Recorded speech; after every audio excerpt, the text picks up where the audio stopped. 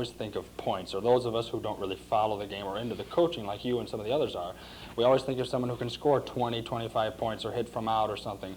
But there's many other things than points that make a good basketball player, and since you deal with the freshman level, you see these kids go on to junior and senior year and play and make the varsity team. In your opinion as a coach, name 3 or 4 of the other vital things that a good basketball player should possess. Primarily, you can find enough kids that can score. They do it on the playground, they do it in the park, they do it at the Y. You don't have to ever encourage a kid to shoot. Right. So you've got to sell him on defense. And I do that very subtly. Never do I mention on the announcements at school the high point man. When you see the high point man in the newspaper, they did it. I'm telling them about the kid who got the rebounds. Sure. I'm selling the kid on defense. And my kids know that. I got a rule. The 5 best defensive players start every night. Mm-hmm. You shouldn't have an off night in defense. You can have an off night in shooting, but you should never have an off night playing defense. Mm-hmm. So the kids know how much value I put on defense. Now, I've got kids that go to the stats after the game and want to know how many rebounds they got, because they already know how many points they got. Mm-hmm. So, and when I talk to the media, or when we put the announcements on the school, I never put on there about the high score. Sure. Mm-hmm. The newspapers get that, the radio stations, that's the first thing they ask me, who's a high point man? That's true. Well, that's some kid that got the loose ball for you, got the vital rebound, never gets his name in the Sure. paper. So I've got to get his name in the paper because he's doing a great job for me. So there's a lot more to it than scoring, but I'm telling you, you got to score points. But that's the easiest part of coaching. I took a kid, was a very poor shooter, and I spent 10 or 15 minutes with him for 2 or 3 days, and he's a great shooter now. There's certain fundamentals you've got to do, and once you sell him on that, he'll go out and shoot it 10,000 times. You don't have to tell him to go out, but you'll have to tell him to take a defensive stance. You've got to tell him every day, every day, every day. You don't have to tell him shoot, he'll shoot. So that's my job too. Sure. Team concept. There's an old saying, and I believe it's true, that championship teams are made up of people who don't care who gets the credit. Now, you think about that. That's quite a profound statement, and it came from coaches. So you take the Boston Celtics. I'm sure Larry Bird gets most of all the ink on the Boston Celtics, but the other guys must not resent him because they give him the ball. Sure. So they don't care, I don't think, but the Boston Celtics got more banners hanging in their gym than anybody. Right. So you got to have the team concept, and if you don't brag them up on defense and rebounding and stuff, and less errors and things, nobody's going to do it because nobody likes to read. Well, a lot of the general public doesn't really understand what an assist is. You could stop 10 guys on the street and what's an assist? Not one could tell you. But you say, is 30 points a game pretty good for basketball? And gee, I guess so. Yeah. So you see, there's a lot more to it than just the scoring.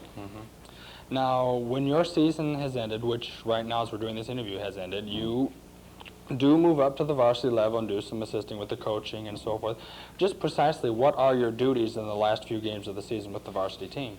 Well, first of all, I look over who we're going to play, and primarily who we're going to play in the sectional. Because let's face it, nobody really remembers what you did during the season. It's how far you go in the tournaments. Yes. Now, we're going in now, I think we're 5-10. We don't scare anybody. But I'm going to try to devise something or suggest some things that I think will help us in the sectional. And I'll do that by going over the personnel. A couple of years ago, they had a kid at Valpo, and his name was Smith. He was a great scorer, and they had another kid at guard named Harden. Oh, yes. So I knew we were going to play him. If we won in the sectional, we would certainly. So the last 6 or 7 games, I saw them primarily. You scouted? I scouted them, okay. and I watched where they're shooting from and how they got open, and so then I went back with what I thought was something to stop it, and fortunately we shut them off. Now, they gave me all the credit for it, but I really didn't do all that. There were other guys involved. But that's what I do, primarily. Bob, a question on scouting. Sometimes I know that I've spoken to some other individuals who are in coaching and other sports, and sometimes they don't rely on scouting a lot. Now, I know scouting is the big key, but are there some times when scouting can work against you? Yes. If you see a player who does something and then your team can't do anything to stop it, and then try to, force something. Talk about some of the negative pitfalls of scouting. Well, I can tell you one that will always be in my mind forever. Bill Hahn sent Cummers and myself over to Couts or somewhere to scout, I don't know, Oregon Davis or somebody that we were going to meet, or Kankakee Valley or somebody that we were going to meet in the tournament. So we came back, and he says, well, what about it? So well, don't worry about the guards. They can't shoot. Forget the guards. They got some big people inside we got to lay back and help on. Right. The night of the game, we're sitting there, and the guards hit about the first 6 shots. So Hahn looked down the bench at us and says, what game did you guys scout? So there we said they couldn't play, and they did. Makes you think you're sitting in a tavern instead of going to the game. Then that works the other way. You can say, hey, this guy's going to kill you. You got to watch him. When you put all your time on him, he doesn't do anything. Right. The other guys. So you can. The main thing about scouting, you want to know who they go to when the game's crucial. In other words, when you're one behind and you got 15 seconds to play, who do they go to? Right. And there's a tendency there. They know who their money player is. Yeah. You know, and if I can get to about the scouting and the coaching and everything, you know, you talked about Valparaiso. I noticed that anyone who follows basketball at the high school level around here will tell you, if you ever watch Valparaiso in a basketball game, watch them at the free throw line. And if you can comment just on like maybe Valparaiso or out like what you try to teach the kids at free throw shooting here at the high school level. Well, I'm no expert, and Skip Collins is. They spend an enormous amount of time at the free throw line. But if you ever watch them, they get to the free throw line, they set, they get everything right, and everything's got to be so. Well, free throw shooting is only a jump shot without the jump. Right. So and I'm not critical, don't misunderstand me, and I hope he doesn't see this tape. No. But the thing of it is, it takes them too long in their jump shooting. Sure. Because they have a tendency to slow and get the ball away because they're doing that at the free throw line. Yeah.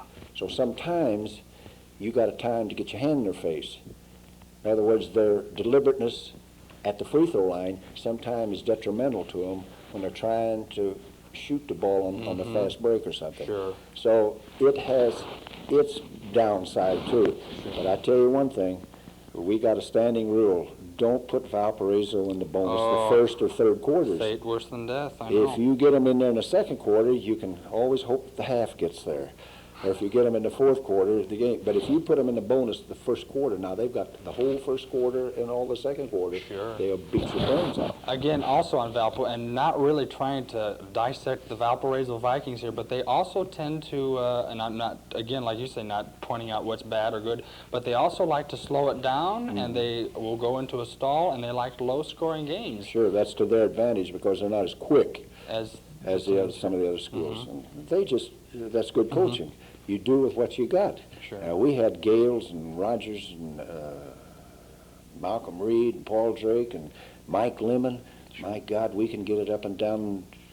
So it'd be stupid for us to walk the ball down. Sure. Hey, you got these racehorses, you better go with them. So, but the kids are not usually as quick as ours, so they've got to slow it down. Hey, that's good coaching. How about the three-point play that's been in effect the last season or so? I think from the standpoint of the spectator, it's great. But I don't know from coaching. Boy, used to when you had a 2-point lead with 10 seconds to play, you almost had it in the bag. At least you were going to come out with a tie. Right. Now they can throw it up there and well, three-pointers can wipe out a 10-point lead pretty quick. Oh. So Mike Lemon's telling me at junior college where he goes, they come down on the fast break and they just stop and shoot it, and everybody goes to the boards and rebounds. They don't even try to get it underneath. They fire it up from three-point range and then rebound it. So it's changed. Right.